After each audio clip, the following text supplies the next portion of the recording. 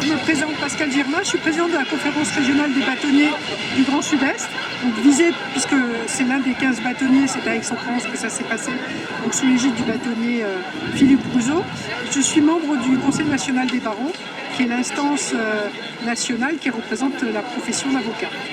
Ce qui s'est passé, c'est extrêmement grave parce qu'on a des principes fondamentaux qui sont reconnus dans le Code de procédure pénale, ce sont le respect des droits de la défense. C'est-à-dire qu'on ne peut pas normalement juger quelqu'un s'il est absent, s'il ne comparaît pas en personne. En l'espèce, le client de maître Paul Solacaro était positif à la Covid-19 et donc la règle élémentaire, même la caisse primaire d'assurance maladie, lui avait enjoint de rester confiné chez lui. Donc avec ce document, maître Paul Solacaro a demandé le renvoi. Il y avait 10 prévenus qui comparaissaient en même temps que lui. Il y avait la possibilité soit de renvoyer les 10 dossiers, soit de les disjoindre, de retenir les 9 autres et lui de renvoyer le dossier. Le magistrat, le président qui siégeait, a refusé tout principe de renvoi et tout principe de disjonction. Et maître Paul Solacaro, à ce moment-là, a demandé si son client était autorisé à revenir, puisqu'on ne peut pas juger quelqu'un en son absence. Et là, il lui a dit, s'il revient, je l'expulse. Donc maître Paul Solacaro a fait état en disant, écoutez, moi, si je représente les droits de la défense, je ne peux pas accepter cette solution, puisque je ne peux pas plaider si mon client n'est pas là.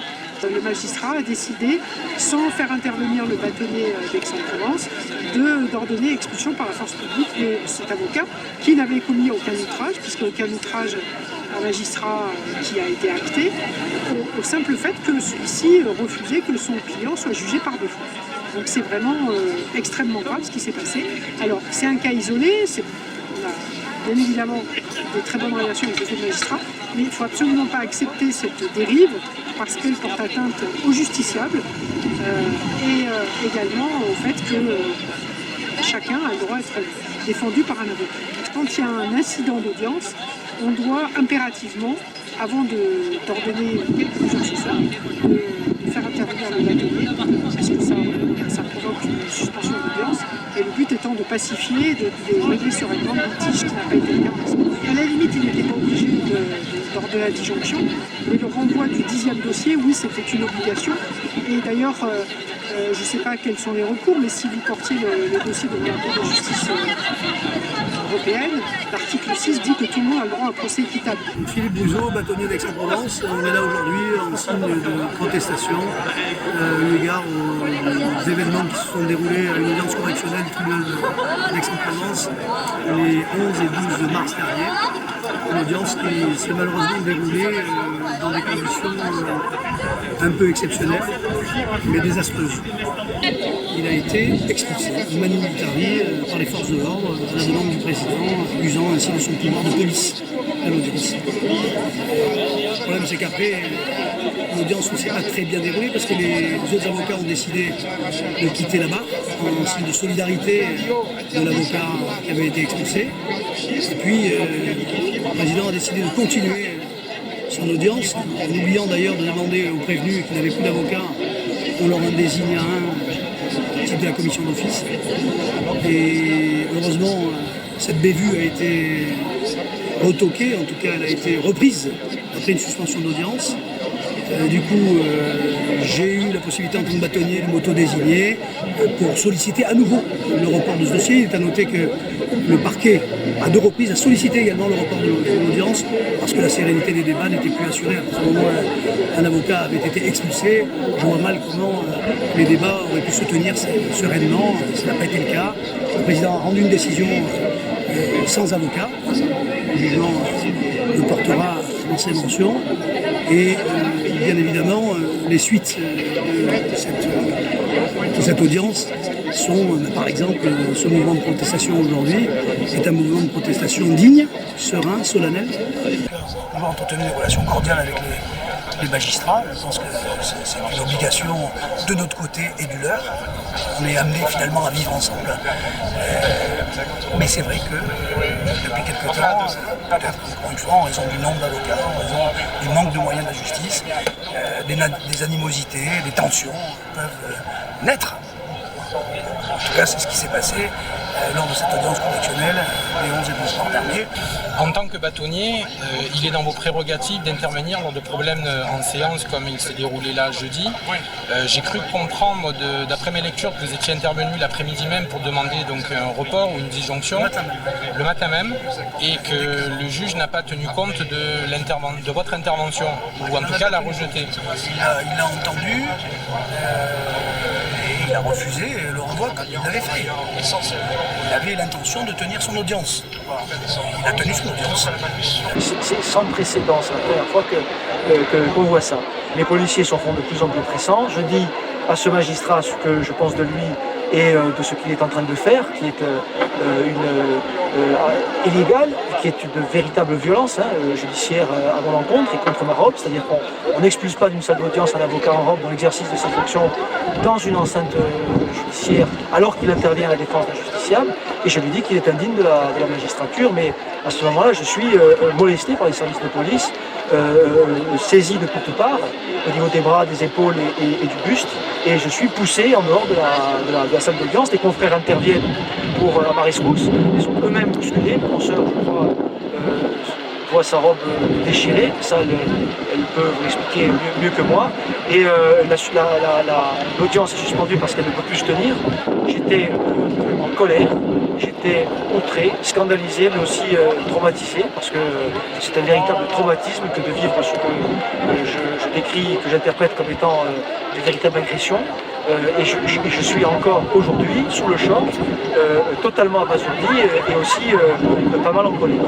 Il est dans la transgression la plus totale, c'est-à-dire qu'il n'y a plus aucune règle, et notamment la règle qui dit que quelqu'un qui est sur le point d'être jugé, qui va être jugé, qui désire être assisté à un avocat, doit être assisté à un avocat, au besoin un avocat commis d'office par le bâtonnier. Il a commis en l'espace de 2 jours toutes les fautes, à commencer par la plus grave, qui a consisté à m'expulser. Un magistrat ne peut pas n'arriverait pas à commettre en une carrière. C'est du jamais vu. C'est, je l'ai dit, je le répète, un véritable psychodrame judiciaire qui s'est joué la semaine dernière. Le débat, il est qu'il y a un magistrat qui est seul, qui a pris la décision seul de mener les débats de manière honteuse comme il les a menés la semaine dernière. Je considère, je pense encore, que 99,99% des magistrats, je le redis, je le répète, sont scandalisés par ce qui a été fait la semaine dernière. Voilà. Et j'en veux pour preuve notamment la grande partie des magistrats qui m'ont témoigné de leur soutien. Là, on est face aux 0,0001% de magistrats qui sont encore une fois dans l'extrémisme, dans la transgression, et qui se croient tout autorisés et qui pensent que le grand leur autorise tous les dérapages et tous les abus. Voilà où est le débat. C'est les avocats, c'est pas les avocats contre les magistrats, c'est les avocats contre ce magistrat.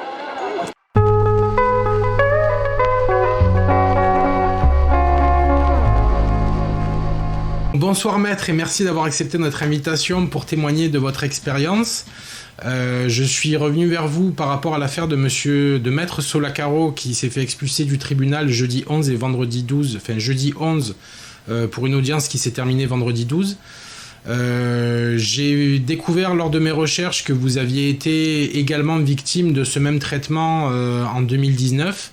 Est-ce que vous pourriez un petit peu nous raconter la façon dont ça s'est passé et comment vous avez vécu l'événement ?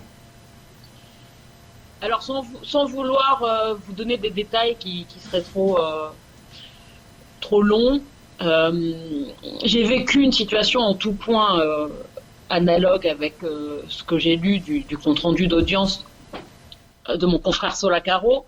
La seule différence, et c'est peut-être une petite malchance dans cette histoire, c'est que moi j'étais dans une audience cabinet. Donc vous imaginez bien, porte fermée.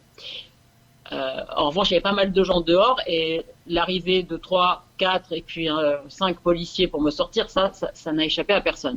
Mais donc, il y a toujours quelques personnes malveillantes pour douter d'une version, pour me demander ce que j'ai bien pu faire moi à cette juge. À ces personnes-là, et je pense que je vais peut-être commencer par cette pirouette. J'ai répondu à supposer même que j'ai tort. Je peux avoir tort. Je fais juste un métier. Je dois convaincre un juge, je suis en charge d'intérêt de quelqu'un, j'ai la pression de mon client, je veux dire, je peux avoir tort. J'ai tort.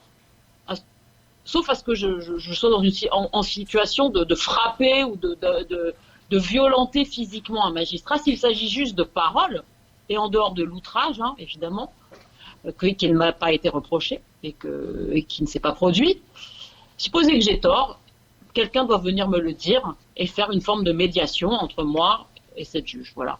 Il ne faut pas que ça tourne au conflit personnel. Si on arrive à quelque chose qui est de l'ordre du personnel, ce qui s'est passé, c'est-à-dire que moi, en fait, ce qui s'est passé, c'est que j'ai une juge qui comprend que j'ai besoin d'avancer dans une procédure, qui me trouve, entre guillemets, trop agitée, trop véhémente, et qui, pour me sanctionner, dit écoutez, maître, ça ira, j'ai compris, en fait, on va reporter l'affaire.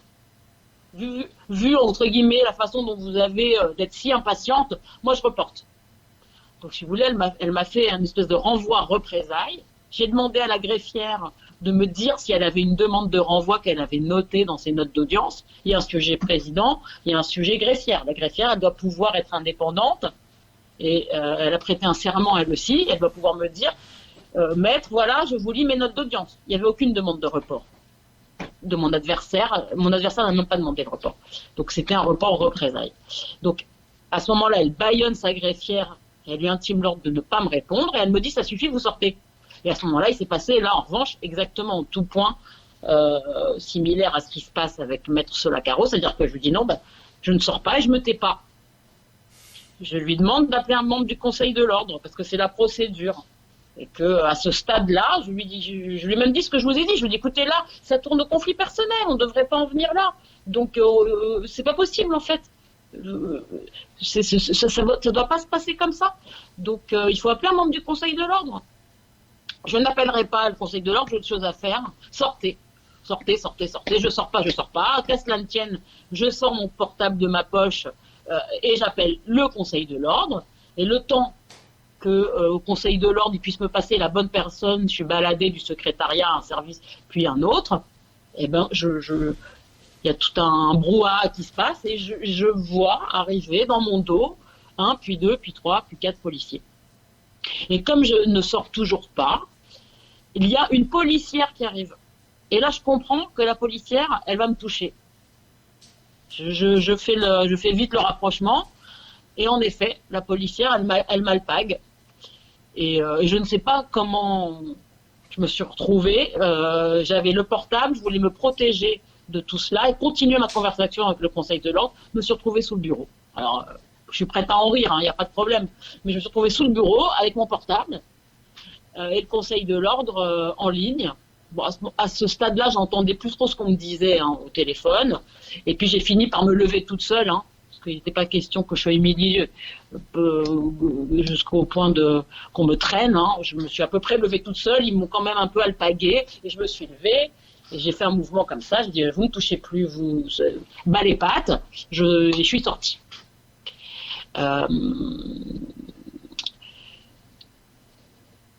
Il faut dire quand même que même quand on a une grande gueule, même quand on adore son métier, ce qui est mon cas, je ne sais pas ce qui s'est passé ensuite pour Maître Solacaro, entre guillemets, comment les garçons font. Une fille, ça se met à pleurer en fait. Moi, je suis sortie du tribunal, je ne voulais plus voir personne et j'ai explosé en larmes. Voilà. Et c'est ce qui s'est passé.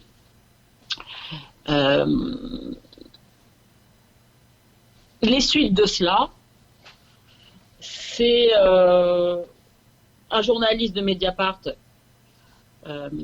qui s'inquiète sur mes confidences et qui fait un article, qui commence à appeler, qui enquête un peu les uns les autres. C'est un rassemblement, comme ça s'est passé aujourd'hui, de certains de mes confrères autour de moi quelques jours après. Je ne veux pas passer pour une ingrate, ça m'a fait plaisir, ça m'a fait du bien, j'ai reçu beaucoup de messages, mais c'est pour ça qu'aujourd'hui, je n'ai pas beaucoup d'illusions sur le fait que simplement, on va devoir continuer à se défendre tout seul. C'est juste ça, pas d'illusions. C'est pas non plus la fin du monde. Bon, c'est juste ce qu'on fait depuis des années. Il ne s'est rien passé d'autre. C'est-à-dire que je n'ai eu aucune excuse du magistrat. J'ai porté une plainte auprès du CSM et du défenseur des droits. Il n'y a aucune suite. Je suis pas sûre de vouloir relancer la bécane. Voilà, je n'ai pas tous les courages. Je suis fatiguée, moi aussi. Que l'Ordre des avocats s'est gentiment rassemblé, gentiment fait un article, qu'il y a eu un communiqué avec 6 ou 7 paragraphes co-signés entre mes bâtonniers et le président du tribunal qui dit, voilà, quand il y a un incident avec un avocat, le recours au service de police, c'est pas possible, c'est pas ça le réflexe. Le réflexe, c'est le membre du conseil de l'ordre des avocats du barreau. Voilà. Pas plus, pas moins. Donc je suis reconnaissante de ce qui s'est passé, mais pas plus.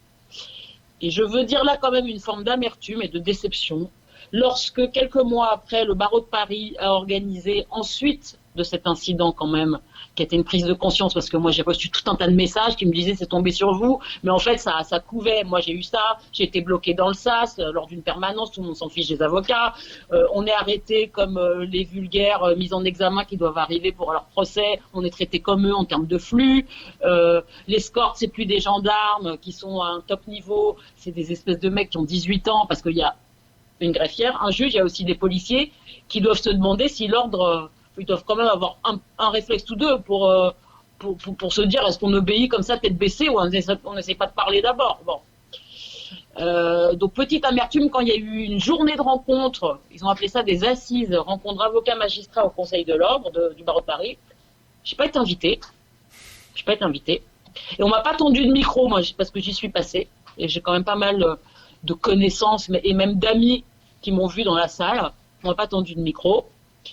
Donc moi, qu'est-ce que je me dis? Je me dis un peu comme toutes les victimes, ils me trouvent hystérique, ils me trouvent trop agitée, un peu comme la juge, hein, c'est de ma faute.